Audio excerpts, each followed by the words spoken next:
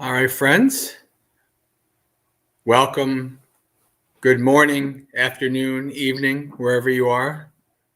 Welcome, Visakha, Charles Lee, Sindhu, John, Jayanta, and Geeta.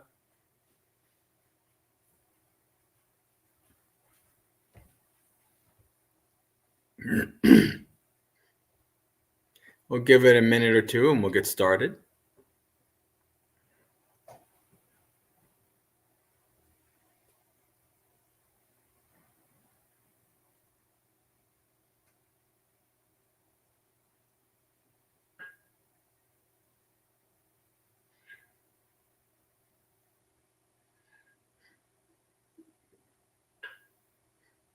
Welcome, Amaranta.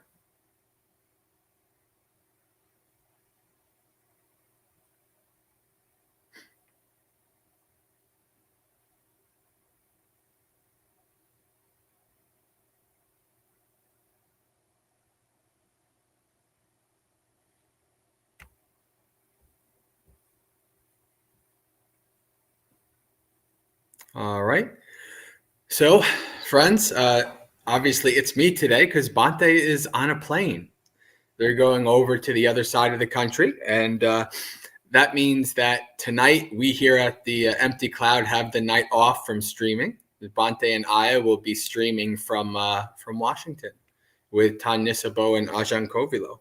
So that should be a monk chat not to miss.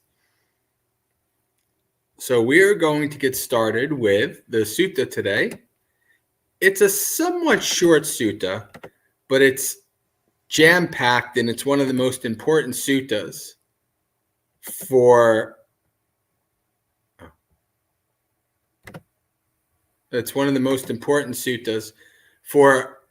understanding and seeing how the Buddha diagnoses some of our issues. This is one of those suttas where you clearly see the Buddha as psychologist. It's a sutta that I contemplate very often, and it's a sutta that I reflect on and talk about quite often. Welcome, Rahul Awad. Let's see, it's 8 a.m. here. So I'm going to guess 2 p.m. in Poland, somewhere's around there.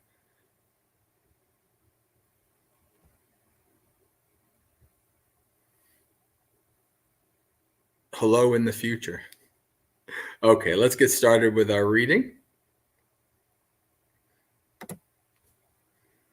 So this simile is called Bhikkhu Bodhi, translated as the dart, otherwise also translated as arrow, Salla. So this is essentially a missile type weapon, right, used at the time of the Buddha. And you can see in this sutta actually how the Buddha was certainly a Khattiya, right? The Khattiya caste was the caste of warriors and leaders. Right? And if you read the suttas, you see so many similes are related to war.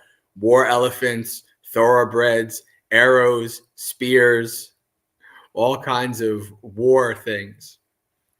And it gives you an interesting insight into the Buddha's experience as a person before becoming the Buddha, right? And how he was raised and things like that. His similes come from his experience. Just like most teachers, their similes come from their experience. So let's read.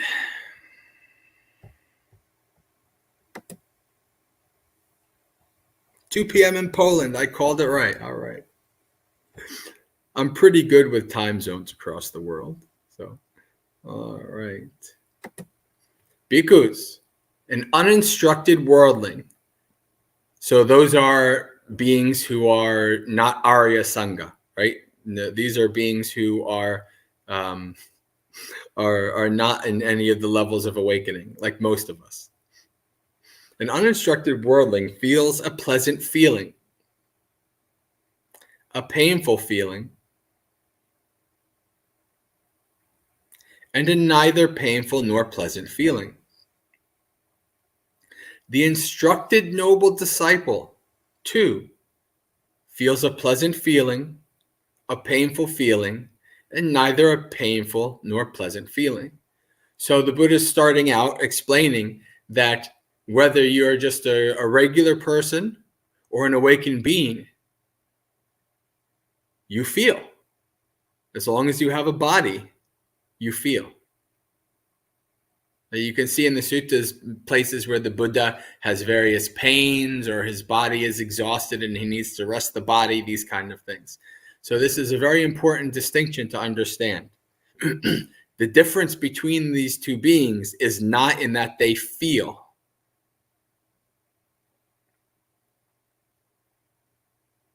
Because what is the distinction, the disparity, the difference between the instructed noble disciple and the uninstructed worldling? Venerable Sir, our teachings are rooted in the Blessed One, guided by the Blessed One. Take recourse in the Blessed One. It would be good if the Blessed One were to clear up the meaning of this statement. Having heard it from him, the bhikkhus will remember it. Then listen and attend closely, bhikkhus. I will speak. Yes, Venerable Sir. Welcome, Metika and Vidura 1.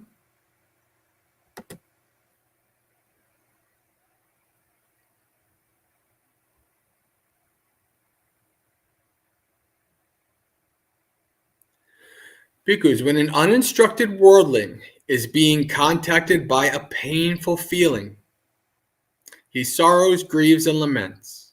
He weeps, beating his breast, and becomes distraught. He feels two feelings, a bodily one and a mental one.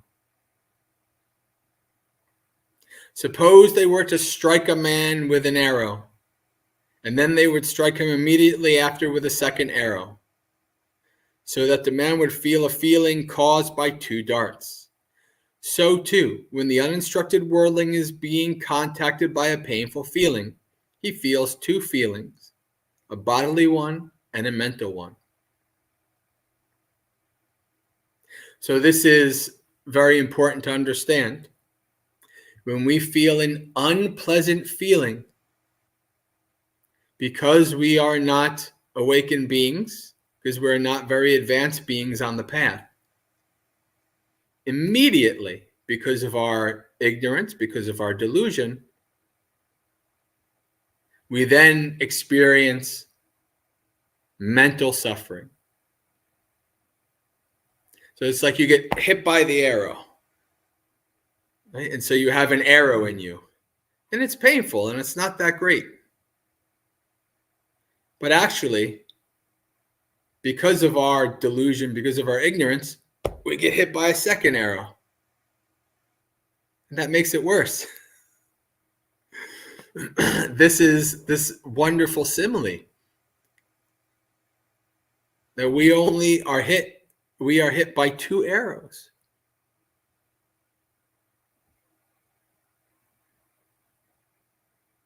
Being contacted by that painful feeling, he harbors aversion towards it. I don't like this feeling. I want to get away from it.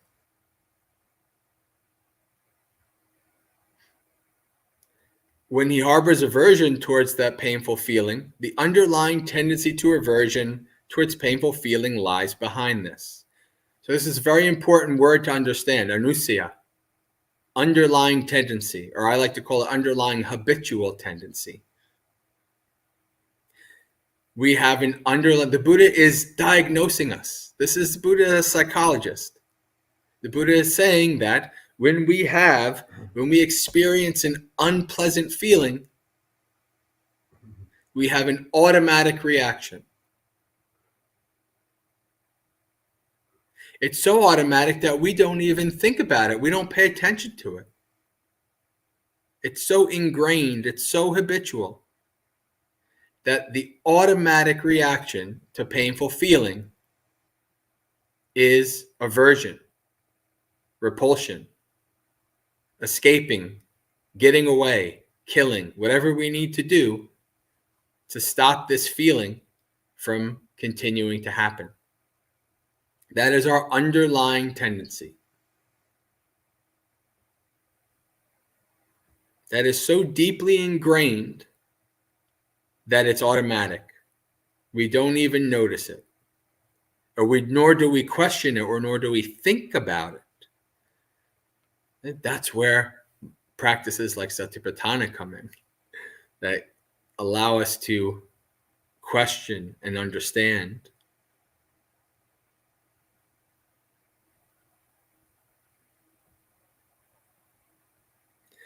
So being contacted by painful feeling, he seeks delight in sensual pleasure. For what reason? Because the uninstructed worldling does not know of an escape from painful feeling other than sensual pleasure. That's wise. Think about that. When we experience painful feeling, we seek delight in sensual pleasures. We want to drown out our sorrows with pleasant experiences. So what do? We go get drunk. We drink lots of alcohol to forget. Or we go take drugs to stop the feeling, to have pleasant feelings. Or we go eat lots of good food that's really tasty. All of these, what I call habitual coping mechanisms. That the Buddha is telling us that when we experience unpleasant feelings, we try to drown it out with pleasant feelings. We come home from work and we're tired and exhausted and agitated by the day, and we want to watch TV or play games or do some kind of distraction away from that unpleasant feelings. So much so that you can even feel like, I deserve this. I deserve to do these things because I had to deal with all these unpleasant feelings all day. And then you're going late into the night, trying to drown yourself in pleasant feelings because you don't want to have to wake up the next morning and deal with more unpleasantness. At least that's been my experience through most of my life. Maybe you also understand this as well.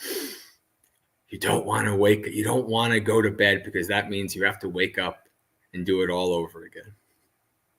Even as a monk, then you don't want to go to bed because then you have to wake up early and do puja. That's the way it is. So,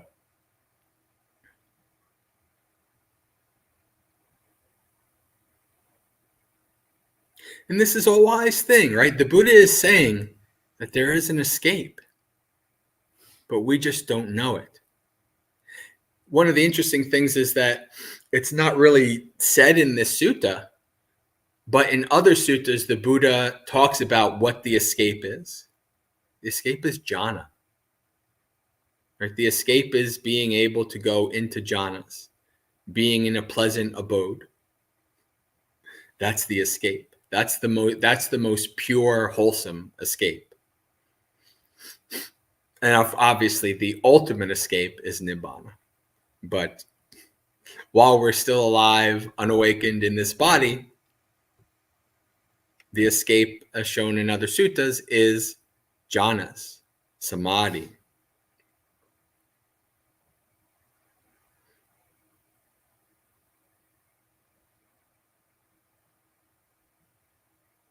When he seeks delight in sensual pleasure, the underlying tendency towards lust for pleasant feelings lies behind this.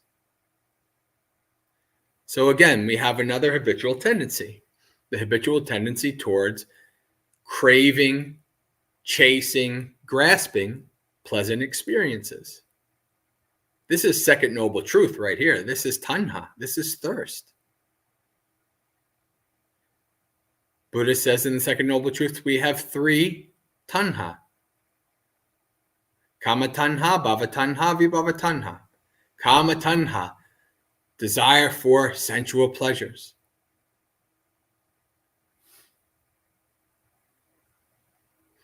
We have pleasant experiences, and we want to keep experiencing them.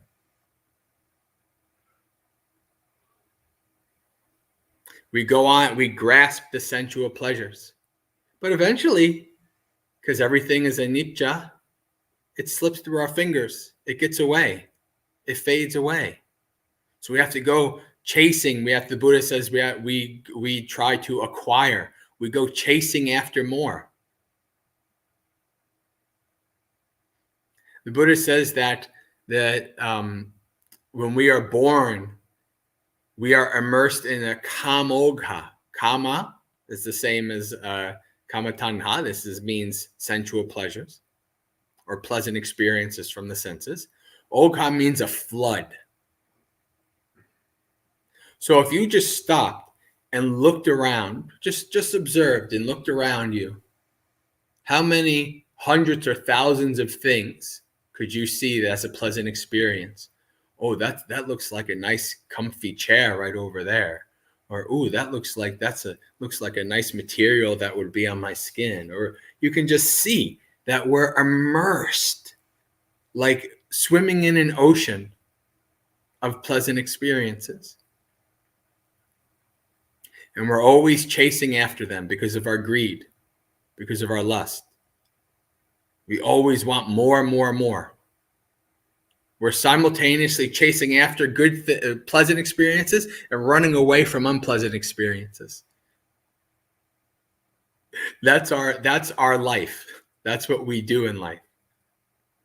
That's the real rat race. People say, like, going to work, that's the rat race, working 9 to 5. The real rat race is that we are continuously running towards and running against. That's the real rat race. It's very important to understand this.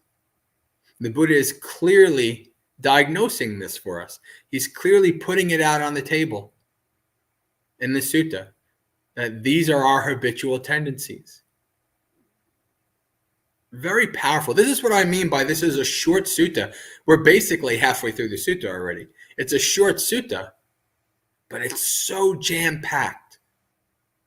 It's so powerful, right? That this is a sutta that you can keep reflecting on, keep investigating for many, many years, this sutta.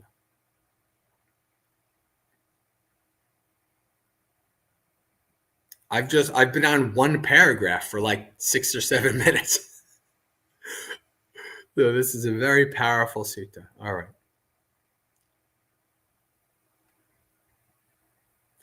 And so the Buddha has shown us that we have the habitual tendency towards lust towards pleasant and aversion towards unpleasant. So it says, he does not understand as it really is the origin and passing away, how things rise, how things cease,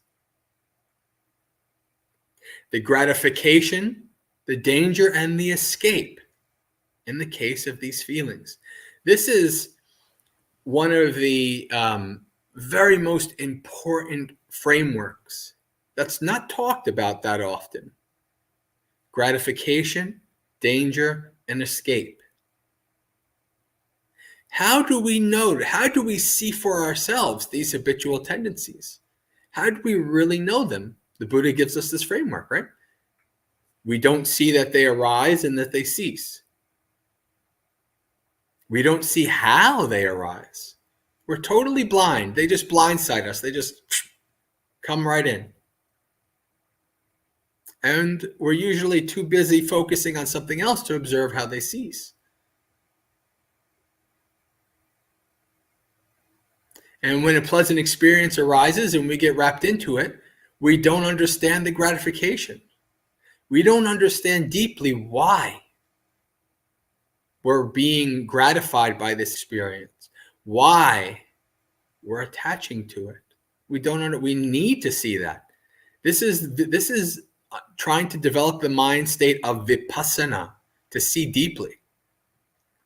We're not trying to run away. It's not like, well, Buddha says that we're always chasing after it, so we should start running away from pleasant experience. No. Buddha doesn't tell us to run away from pleasant experiences. Buddha tells us to dive into them and to know them deeply.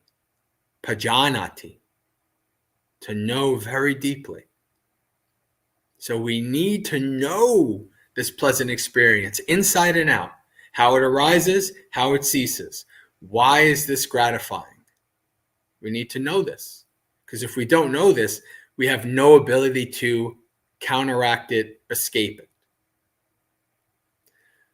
So then the next thing, the danger or the drawback. Well, I really find gratification from these croissants, these really wonderful, fattening foods. But the drawback is, as soon as I eat a donut or eat this or eat that, the feeling goes away. It lasted 5 seconds. And I have to keep doing it again. I take this drug, and in the beginning, it's really amazing. And then the rest of my life, I'm trying to chase the original high that I had. I take this alcohol, and I forget, and I have fun, and I lose my inhibitions. And then the next morning, I have double dukkha. I have the dukkha I already had before I got drunk. And I have the dukkha of having a hangover, or the dukkha of realizing I did really unwholesome things while I was drunk. Right? That's reflecting on the downside. That's reflecting on the drawbacks of this. Because normally we're so intoxicated with the pleasant. This is so wonderful. Nothing can go wrong. There's nothing bad about experiencing this at all. This is not the case. We're just too deluded. We're too intoxicated. Sometimes literally as well as figuratively. And so we need to understand that these things, this is how it is. And then the escape. The escape is letting go of the craving. So when we have this habitual coping mechanism, this thing that we keep doing, trying to escape our suffering, even though it technically causes us more suffering, we need to know it deeply. We need to know gratification, danger, and escape. Very important. Gratification, danger, and escape can be applied to literally every experience. Sometimes we even do unpleasant things. We keep doing them because we think that there is still some kind of gratification in them. Important to see. So, continuing on.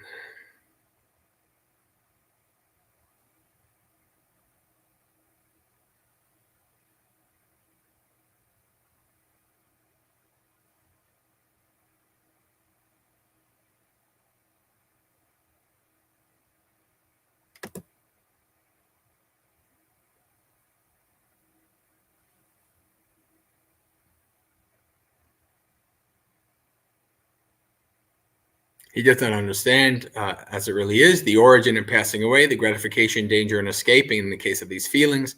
When he does not understand these things, the underlying tendency towards ignorance in regard to neither painful nor pleasant experiences lies behind this. So this is another interesting one. This is a little bit more complicated. This is a little bit more nuanced and not heavily explained in the suttas. So you'll hear, I've heard a bunch of different ways of explaining this. So the Buddha is connecting the underlying, so we're talking about lobha, dosa, moha, greed, hatred, and delusion, the three unwholesome roots. So greed is attached to experiencing pleasant experiences. Hatred is attached to experiencing unpleasant experiences. And delusion or ignorance is attached to experiencing neutral feelings. Or a feeling that is not pleasant nor painful. So you think, well, what kind of feeling is that? I'll give you a hint. This kind of feeling is usually given by the Buddha as an object of meditation. The breath, or the feeling of the foot pressing against the floor when you're doing walking meditation.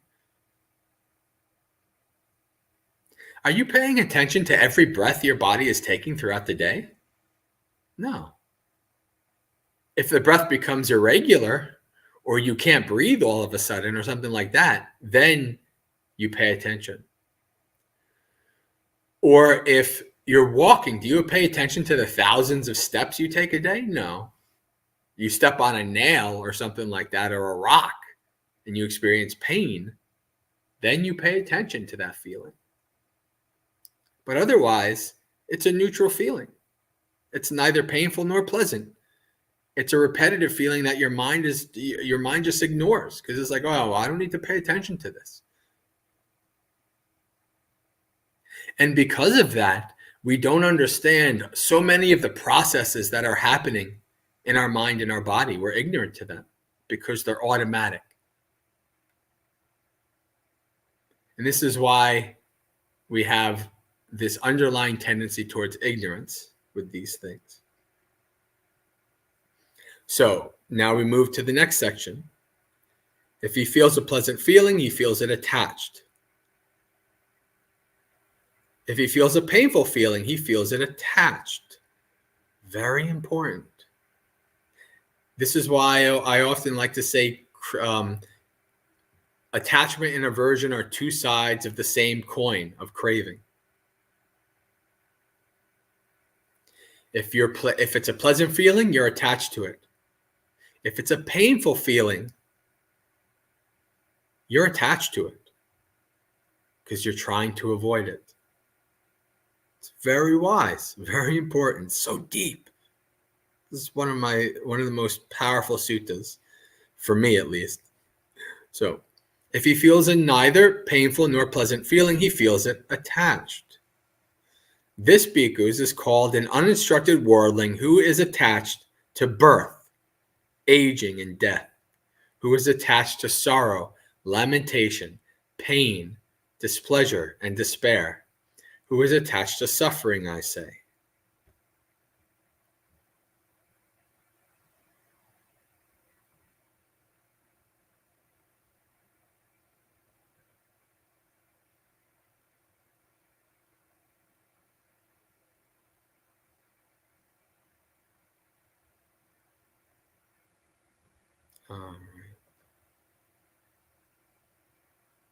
Okay. Because when the instructed noble disciple is contacted by a painful feeling, he does not sorrow, grieve, or lament. He does not weep, beating his breast, and become distraught. He feels one feeling, a bodily one, not a mental one. Suppose they were to strike a man with a dart, but they were not to strike him immediately after with a second dart, so that the man would feel a feeling caused by one dart only. So too, when the instructed noble disciple is contacted by a painful feeling, he feels one feeling, a bodily feeling, not a mental one. Now, it might be the war movie nerd in me, the fantasy nerd in me, but I have the, you feel this like, oh, you get hit by the arrow. Then sometimes you see like, you're like a ninja or something, or like from the Matrix, and you just dodge the second arrow, right? That's like an Arahant.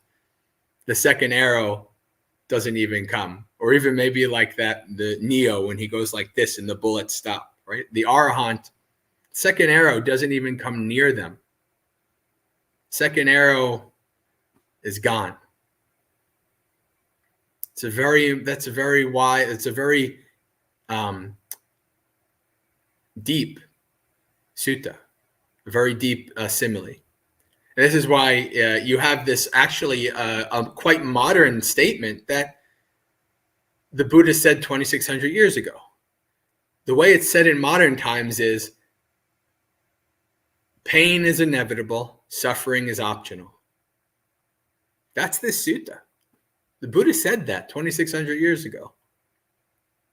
Pain is inevitable. Physical pain is inevitable. Mental suffering is optional.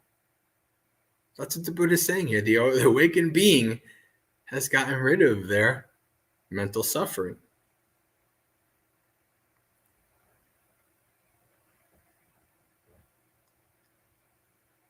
Being contacted by that same painful feeling, he harbors no aversion towards it. Since he harbors no aversion towards that painful feeling, the underlying tendency to aversion towards painful feeling does not lie behind this. Being contacted by a painful feeling, he does not seek delight in sensual pleasure. For what reason? Because the uninstructed noble disciple knows of an escape from painful feeling other than sensual pleasure. John. Since he does not seek delight in sensual pleasure, the underlying tendency to lust for pleasant experience feeling does not lie behind this. He understands as it really is, the origin and passing away, the gratification, danger, and the escape. In the case of these feelings, since he understands these things, the underlying tendency to ignorance is in regards to neither painful nor pleasant feeling does not lie beyond this. So those anusayas are gone, right? Those underlying tendencies, they have been abandoned. If he feels a pleasant feeling, he feels it detached. If he feels a painful feeling, he feels it detached. If he feels a neither painful nor pleasant feeling, he feels it detached. This bhikkhu is called a noble disciple who is detached from birth, aging, and death, who is detached from sorrow, lamentation, pain, displeasure, and despair, who is detached from suffering, I say. This bhikkhu is the distinction, the disparity, the difference between the instructed noble disciple and the uninstructed worldling. And so it ends with some verses.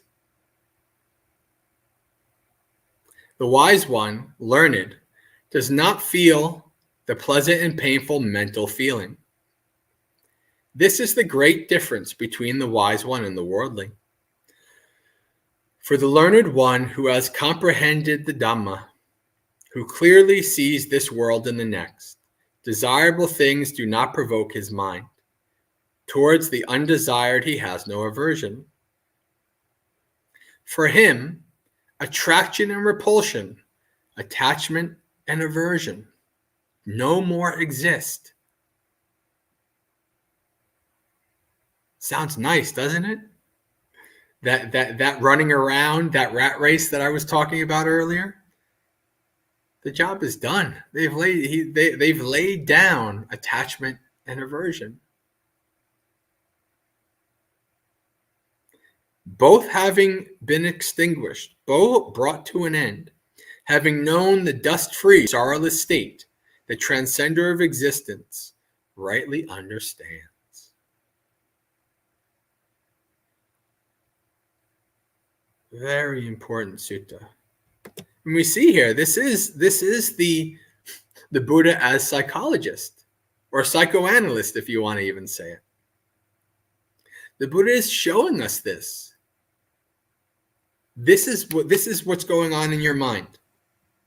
You can see this. I can remember the first time I read this sutta. It was just exactly like the Buddha was talking directly to me. You know, because most of you, some of you might know that, you know, about my food issues. You know, I never got into drugs. I was never much of a drinker, but food has always been a great escape for me.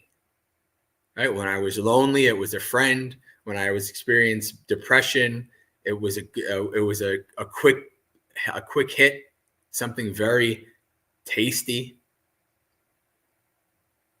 And then, of course, that's why I got to almost 400 pounds. But this is I could see this. It's like, oh, this is exactly right.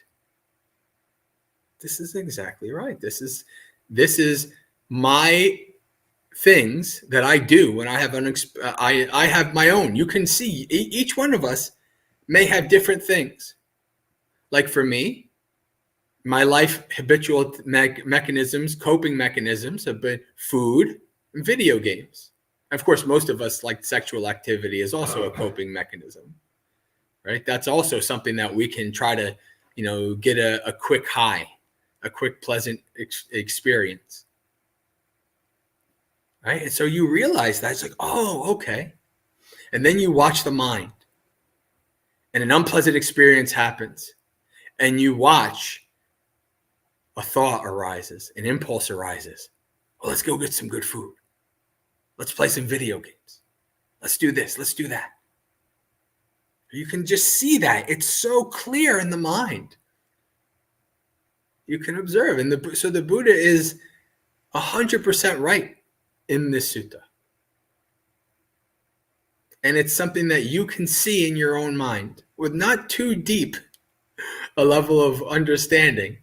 Now you read the sutta, it's like, okay, today I'm going to try to observe this. And you observe unpleasant feeling. Right after that, aversion, dislike. Then the mind starts thinking, what do I need to do to get rid of this unpleasant feeling? Or pleasant feeling, intoxication, mind totally focused on the pleasant feeling,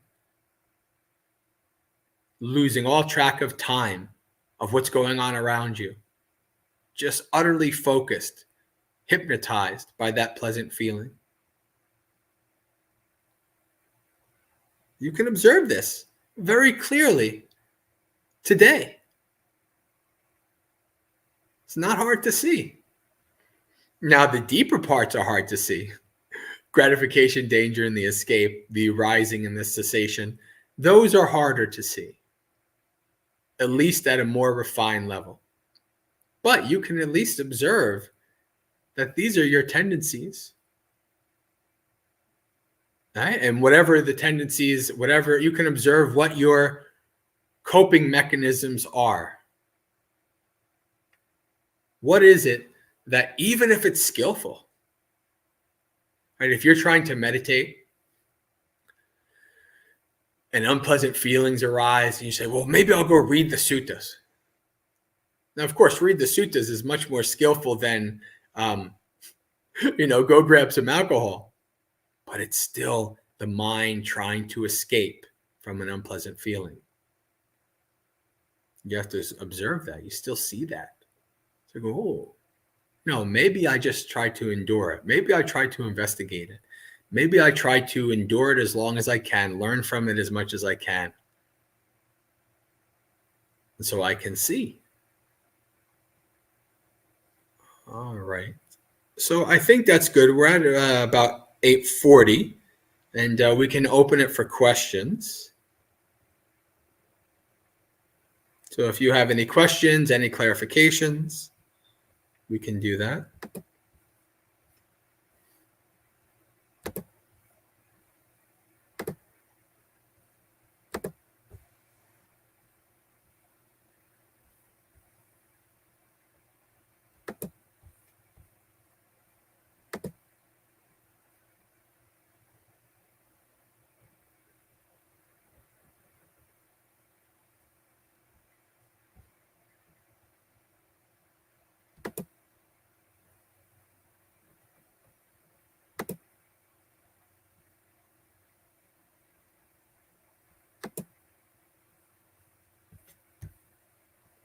All right.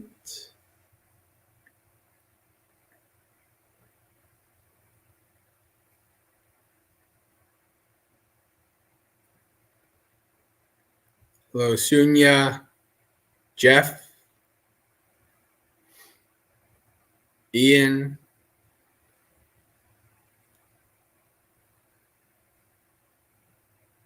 A bunch of people saying that this is incredibly timely.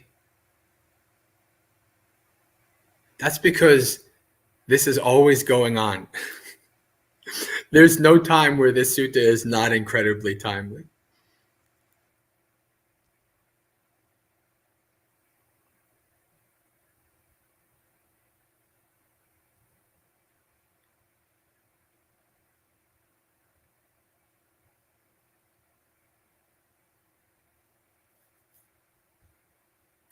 So Robert Lawad has an interesting, not a question, but a reflection, a good point.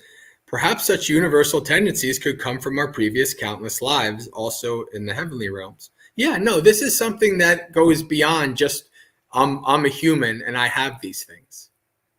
Right? This is the nature of the mind. This is the nature of the mind, no matter what form it takes.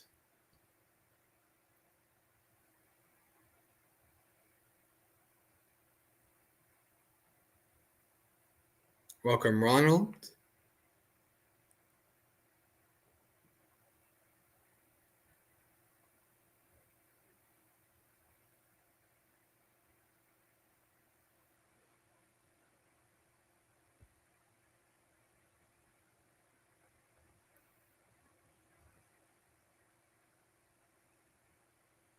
Welcome, Rainalyn. Welcome, Bhante.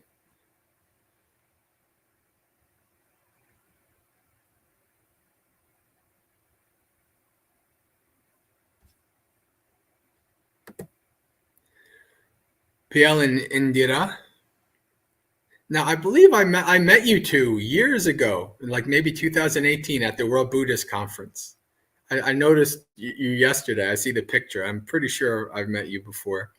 So the question is the second arrow the trigger or the beginning of the mental proliferation, papancha? Pleasant or unpleasant alike?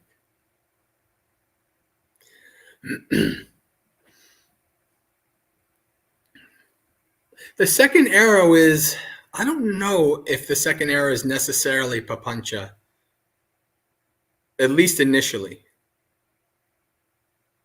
The second arrow is so ingrained that it's subconscious in a way. Right? We don't have to think about it for it to happen. It just happens.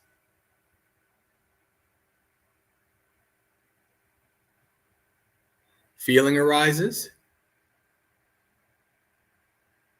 Craving arises. Like or dislike. It's just one to the next. So, maybe an Abhidhamma or maybe a very, very advanced person would be able to see in a more refined way the more subtle subconscious nanoseconds of the mind. But papancha is, I guess it doesn't necessarily need to be a fully conscious thing, but it's usually a pretty conscious thing.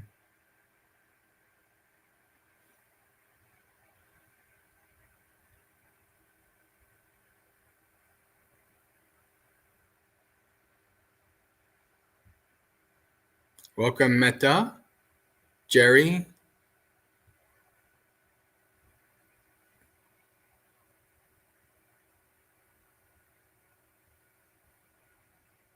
Pau.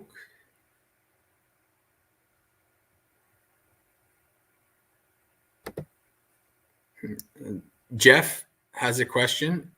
Is it as easy to go into jhana as would be the resort of sensual comfort? Is it as easy to go to jhana as would be? Oh, no. Well, getting into jhana is not necessarily easy. No. But it is like, you'll see, like when the Buddha, there's at least one place in the sutta where the Buddha goes into, some deep states as a kind of rest for his body with pains and things like that.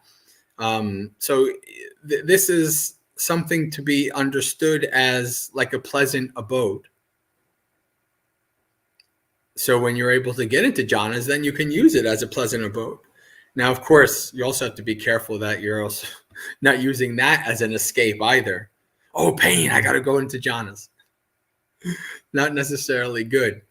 But this is, and again, I'll be honest with you, I couldn't name the sutta off the top of my head, but I remember years ago reading through the suttas, as I have, as Bhante Sudaso always says, to read through the suttas page by page, and I have done so, and I'm on my second read through, going through with the Pali as well. And I just remember one sutta where the Buddha says the escape from unpleasant feelings is jhanas. And so this is the escape. It's not a permanent escape. It's not a permanent refuge, but it can be an escape. All right. So I don't see any other questions. I think we're good. So friends, remember tonight, Monk Chat is not at Empty Cloud. We have the night off here at Empty Cloud Monastery. Bhante Sudaso and Ayasoma are in Washington State with Tan Nisabo and Ajahn Kovilo. So the four of them will be doing a very special can't miss Monk Chat tonight. You can check them out, and we'll have the night off over here at Empty Cloud.